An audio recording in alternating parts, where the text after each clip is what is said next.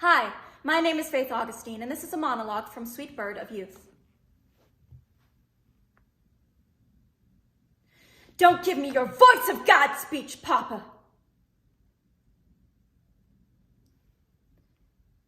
There was a time when you could have saved me by letting me marry a boy who was still young and clean. Instead, you drove him out of St. Cloud.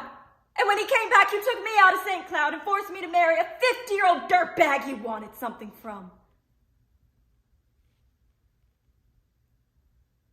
I'd gone. So Chance went too.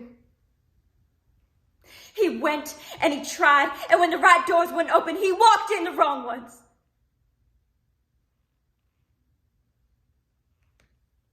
Papa, you married for love. Why wouldn't you let me?